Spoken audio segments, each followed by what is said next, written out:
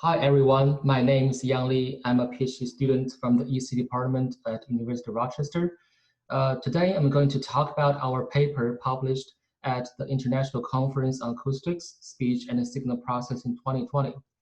Our paper is about supervised graph representation learning for modeling the relationship between structural and functional brain connectivity. The paper is co-authored by my previous colleague Rasul, who has now graduated, my supervisor, Professor Gonzalo Matios, and also Professor Zhou Wu Zhang from University of Rochester Medical Center. So networks are widely existing in our daily life, and a lot of things can be modeled as network. Usually we can model a network using the graph data structure with a set of vertices and also a set of edges that encode the pairwise relationships. Beyond the graph topology, we also have the graph signals, which are the data that are associated with the graph nodes. And with both the graph topology structure and the graph signals, we desire to process, analyze, and learn interesting things from multiple types of networks. And in our case, we focus on the brain signal and brain network analysis. In the specific case of brain signal analysis, first, we need to determine the challenges lying ahead of us. As we know, human brain is really complicated network, and it is very important to understand brain functions and structures in various applications. As neuroimaging advances, we are having more and more data in large volume and increasing complexity. And this requires us to focus more on the applications of network science method for brain data analysis. Human brain typically has two types of networks. The first one is the structural network that represents the actual anatomical connections between the brain regions. The other one is the functional network that describes the correlation between brain function activities.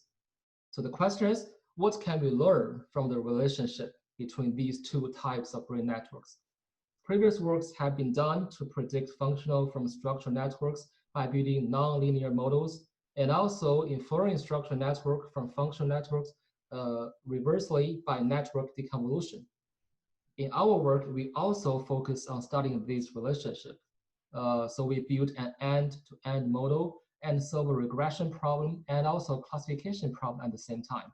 I will talk about this in more details in later slides. So as we mentioned earlier, the information of the network data comes from two parts. The first one is the graph topology information. In a graph with n nodes, we can construct an n by n adjacency matrix or Laplacian matrix to represent the graph structure. The second part is node attributes or the graph signals. Typically, we can have a scalar value or feature vector assigned for each node. To integrate the information from both parts, graph signal processing is proved to be a powerful tool. So in GSP, a graph shift operator S is usually defined to capture the connectivity pattern within the graph. We can usually use adjacency matrix or Laplacian matrix as such operator. And in cases of undirected graph, the operator is going to be symmetric and can be further decomposed into a set of orthonormal eigenvectors and the corresponding eigenvalues. As in classic signal processing, the eigenvectors serve as Fourier bases. Thus, we can further define the Fourier transform on the graph, or GFT, by mapping the graph signals into the frequency domain via these eigenvectors.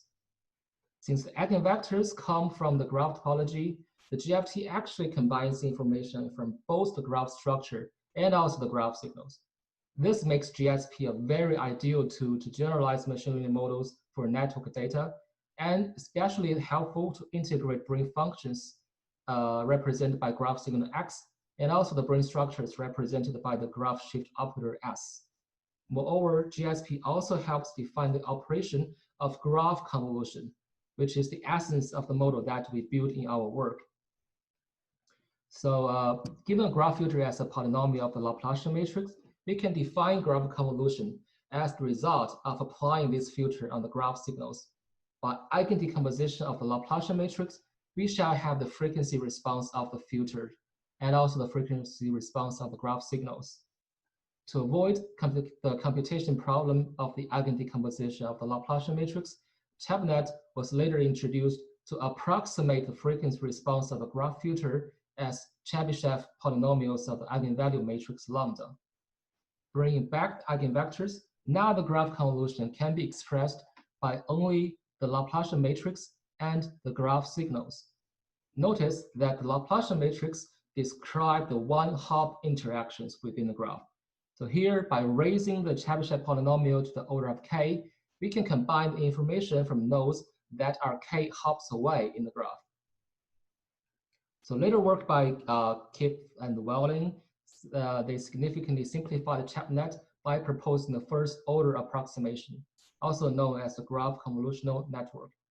The power of k here is set to be 1, and with a few more conditions, the graph convolution is now merely related with the adjacency matrix and also the graph signals itself. In the more compact version, X is a set of graph signal observations, and A bar is normalized adjacency matrix after adding self-loop. We can see that the output of the graph convolution operation X bar integrates the node attributes in X and the direct connections information in A. By stacking multiple such layers with non-linear activation functions, we can capture indirect interactions further away in the graph. Such feature makes GCN a proper model to study brain connectors, since there are a lot of indirect communications happening in human brains. So with the theoretical background explained, let's move to model built in our work. So basically, in our work, we have built a supervised graph encoder-decoder system. The goal is to reconstruct functional networks with the input structural networks, and also achieve subject classification objective. The reconstructed functional networks can reflect the latent representations learned in the model, so we further investigated them to look for significant group price difference. As we can see here in this figure, our model consists of 3 main parts: the encoder, decoder, and also a logistic regression classifier. The first stage is the encoder part.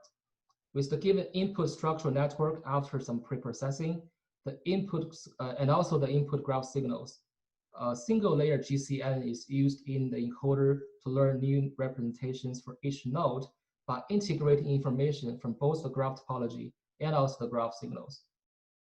After that, a value activation function is used to train the model.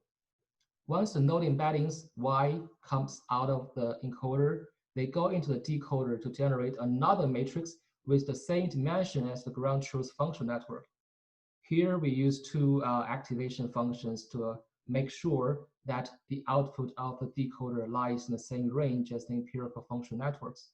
We chose the combo of tanh and the value over sigmoid because the sigmoid function suffers from slow training and large errors.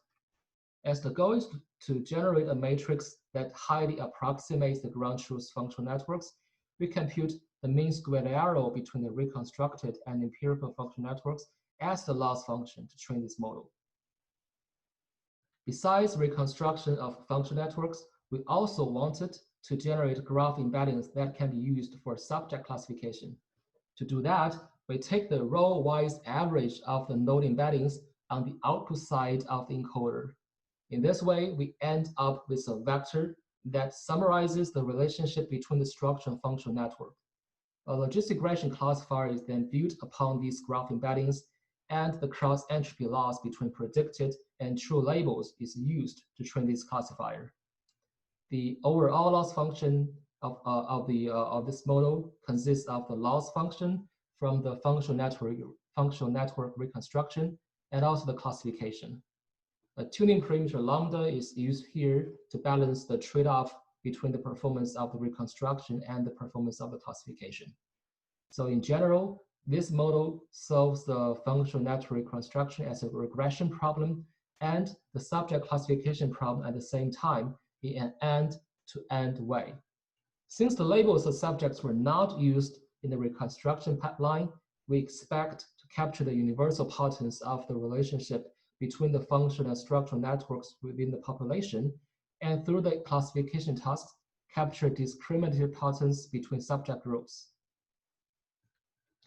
The data used in our work contains 466 subjects from Human Connectome project with 245 non-drinkers and 221 heavy drinkers. The structural networks are obtained from diffusion MRI and the functional networks are obtained by computing the correlation between the functional signals, in this case, the blood oxygen level dependent signals of each brain region. Those networks contain the same set of 68 brain regions, and temporarily we did not include any node attributes and used the one-hot encoding as the graph signals. The model is trained in TensorFlow, and the choice of model parameters such as the number of graph filters and also the choice of the lambda in the loss function is tuned by grid search. 10-fold cross-validation is used, and each time the whole data set is split into 80% training data, 10% validation, and 10% test data. Early stopping was applied to avoid overfitting. So after training, our model reached a pretty good result on both the reconstruction task and the classification task, as shown in these numbers. This shows that the graph representations learned in this model can capture both the population patterns and also the discriminant features in both drinkers and non-drinkers at the same time. To show that the graph embeddings can help distinguish drinkers from non-drinkers, we chose the fold with the highest test accuracy and generate graph embeddings for all the subjects. TSNE method was used to visualize them in this 2D plane, and we can see that these two clusters can roughly be separated by a linear boundary here. And we also compare our model with some baseline methods and show that our method can achieve higher classification performance. Another problem with the current various types of deep learning models is that the results are sometimes hard to interpret because the models themselves are black boxes. Besides subject classification, we are also eager to see if the model here can offer us more insight of the difference between of the difference in the brain connectome between drinkers and non-drinkers. So as a result, we investigate the group-wise difference within the reconstructed functional networks. For each connection in the functional network, we carried out a t-test to check if this connection shows significant group-wise difference. The left image here shows all the connections that are significantly impaired in the drinkers group, and the right image shows the connections that are stronger in the drinkers group. Here we show these connections in a better visualization. And here we can see that brain regions such as atrial, parahippocampus, and some other regions are impaired in drinkers. Also, an overall decrease in the brain connections took place in drinkers. This shows that no regions can escape the impact from alcohol overdose. However, on the other side, we did find several connections between multiple brain regions that are strengthened in drinkers. This may seem to be weird at the first time, but after some further research, we assume that this may lead to the concept of neurocompensation, which means that to compensate for alcohol damage in the brain network, additional connections between certain brain areas may be established to fulfill some basic brain functions in heavy drinkers. This finding is pretty new, and it definitely warrants more research work in the future. To summarize, our work is a preliminary study of the relationship between function and structural network. We built a graph encoder-decoder model to learn node embeddings for functional network reconstruction, and also learn graph embeddings for subject classification. Besides, our model utilizes information from both structural and functional networks and have shown the potential to reach new findings such as the neurocompensation, which cannot be discovered using a single type of brain network. Further research work shall be devoted to several directions, such as adding temporal node attributes as the graph signals, integrate higher order graph filters, and also use certain type of advanced methods, such as the graph saliency maps, to explore the insight of the graph neural network. Thank you very much for listening. Since I'm not able to answer any questions in this way, please feel free to email me if you have any questions. Thank you and goodbye.